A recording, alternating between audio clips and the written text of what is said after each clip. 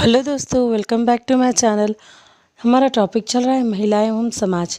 आज इसके अंतर्गत हम महिलाओं के प्रति होने वाले कुछ प्रमुख आपराधिक कृत्यों के बारे में जानेंगे। जैसे पहला है बलात्कार। देखिए, भारतीय दंड संहिता की धारा 376 के अनुसार बलात्कार एक दंडनीय अपराध है, जिसमें अपराधी को मृत्यु दंड दिया जा सकता है और आजीवन कारावास भी हो सकता है। तो इस तरह से इस धारा के अनुसार जब कोई पुरुष किसी स्त्री से उसकी इच्छा के विरुद्ध अपमानित करता है या फिर उसकी इच्छा के विरुद्ध जाके उसके साथ ज़ोर ज़बरदस्ती करता है, तो उसे ये दंड मिलता है। ज़ोर ज़बरदस्ती ही नहीं, अगर किसी प्रकार का धमकी देकर भी उसके साथ संभोग करता है तो भी उसे दंडनीय अपराध के अंतर्गत लेते हुए उसे आजीवन कारावास हो सकता है। देखिए, बलात्कार की समस्या सभी समाजों में पाई जाती है, किंतु भारत की तुलना में पाश्चात्य देशों में ऐसी घटनाएं अधिक देखने को मिलती है। बलात्कार के सभी मामलों की जानकारी समतः नहीं मिल पाती है। केवल कुछ ही मामले पुलिस तक पहुंच पाते हैं और दर्ज हो पाते हैं।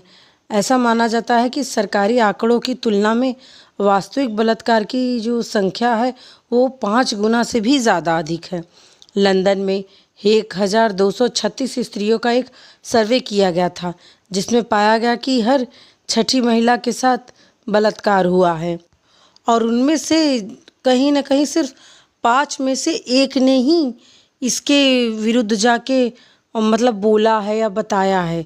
बाकी सभियों ने छिपा लिया है, क्योंकि कहीं ना कहीं वो डरती हैं कि जब बलात्कार को लेके वो मामले को लेके जाएंगी तो स्त्रियों के साथ अभद्र तरीके से मतलब सब पूछा जाता है।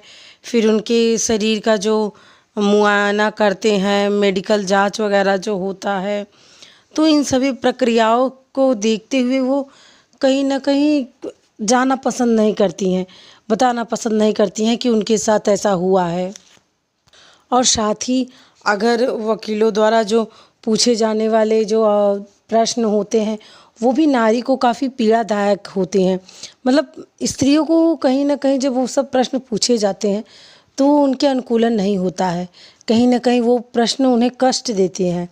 और पेशी का माहौल जो बार बार उन्हें बुलाया जाता है, वो का अदालत में जाना आना पड़ता है, इससे भी कहीं ना कहीं वो डरती हैं।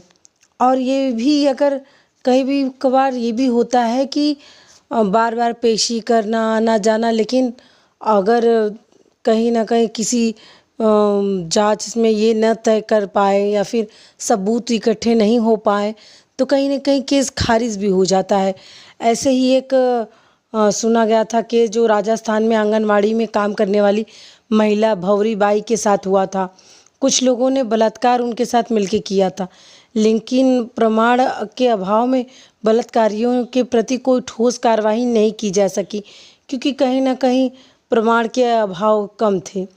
इस प्रकार से उत्तराखंड की संस्थापना की मांग को लेकर भी दिल्ली में प्रदर्शन करने वाली महिलाओं के साथ भी पुलिस द्वारा बलात्कार किया गया था, और किंतु दोषी पुलिसकर्मियों के प्रति कोई ठोस कार्रवाई नहीं की गई।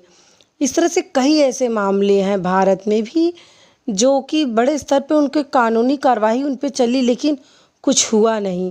तो कुल मिला के हम ये कह सकते हैं कि बहुत सारी बलात्कार की केसेस ऐसी हैं जैसा कि लंदन के कार्रवाई में बताया गया। मुझे तो लगता है कि भारत में भी वही स्थिति है, बस भारत में क्या है, भारत में महिलाएं छुपा के चलती हैं, वो तो और खुल के नहीं कर पाती हैं, क्योंकि हमारे यहाँ जो पर्दा प्रथा है और जो लज्जा के अंतर्गत रह के स्त्रियों को रहने की जो प्रथाएं उन्हें बचपन से ही सिखाई जाती हैं, इस वजह से वो भी खुल के कहीं नहीं कहीं बता नहीं पाती हैं। कभी कभार परिवार में ही, आस पड़ोस में ही कुछ रिश्तेदार द्वारा भी उनके साथ ज़ोर ज़बरदस्ती बलात्कार किए जाते हैं, लेकिन वो कह नहीं पाती हैं। अब हम बलात्कार से संबंधित सामान्य तथ्य को समझेंगे, क्योंकि कहीं ना कहीं इन्हीं तथ्यों के कारण ही बलात्कारी आराम से घूमते हैं। जैसे अधिकांश बलात्कार गरीब महिलाओं के साथ किए जाते हैं ताकि वो आवाज़ ना उठा सकें। कामकाजी महिलाओं के साथ बलात्कार उनके ऑफिस के बॉस द्वारा किया जाता है। फैक्ट्री में काम करने वाली श्रमिक महिलाओं के साथ बलात्कार उनके मालिकों द्वारा किया जाता है। अस्पताल में मरीजों के प्रति बलात्कार अस्पताल के कर्मचारियों द्वारा किया जाता है। जेल में महिलाओं कैदियों के साथ बलात्कार जेल के कर्मचारियों द्वारा किया जाता है। आवारागर्दी करने वाली महिला और जो संदिग्ध हाल में मिलती हैं उन महिलाओं के साथ भी स्त्रियों के साथ बलात्कार पुलिसकर्मियों के द्वारा किया जाता है। पागल, गूंगी, बहरी, अपंग और भिखारी महिलाओं के साथ भी बलात्कार किया जाता है।